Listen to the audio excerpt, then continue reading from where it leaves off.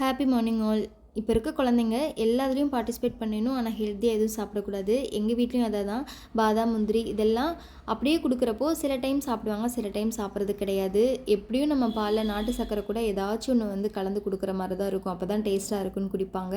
அப்போ பாதாம் முந்திரி இது கூட இன்னும் கொஞ்சம் ஃப்ளேவர் சேர்த்து அரைச்சி நம்ம பாலில் கலந்து கொடுக்குறப்போ அவங்களும் டேஸ்ட்டாக இருக்குதுன்னு குடிச்சிக்குவாங்க. ஒரு கையளவுக்கு பாதாம் சுடுதண்ணியில் ஊற வச்சோம் அப்படின்னா ஸ்கின் ரிமூவ் பண்ணுறதுக்கு ஈஸியாக இருக்கும். ஒரு 15 நிமிஷம் ஊற வச்சு நல்லா தண்ணி இல்லாமல் ஸ்கின் ரிமூவ் பண்ணி ட்ரை ஆக்கிட்டு அது கூட அதே அளவுக்கு முந்திரி பருப்பு போட்டு லைட்டாக வறுத்துக்கலாம் சூடாகிற மாதிரி. ஃப்ளேவருக்காக 4 ஏலக்காய், 10 ரூபா பேக்கெட்டு பால் பவுடர் இருக்குல்லையே அதில் 2 பேக்கெட் நான் சேர்த்துருக்கேன். அதுவும் போட்டு மிக்சியில் போட்டு நல்லா அரைச்சி பொடி பண்ணி வச்சுக்கலாம். ஃப்ளேவர் ரொம்ப சூப்பராக இருக்கும். இது கூட தேவை அப்படின்னா நம்ம கொஞ்சம் கொஞ்சம் நாட்டு சர்க்கரை போட்டு கலந்து கொடுத்துட்டோம் அப்படின்னா இன்னுமே டேஸ்ட்டாக இருக்கும். வேணும்னா நீங்கள் குங்குமப்பூ சேர்த்துக்கலாம். அதுக்கப்புறம் லைட்டாக கலருக்காக மஞ்சள் பொடி வேணாலும் சேர்த்துக்கலாம். நல்லாயிருக்கும். ட்ரை பண்ணி பாருங்கள். தேங்க்யூ.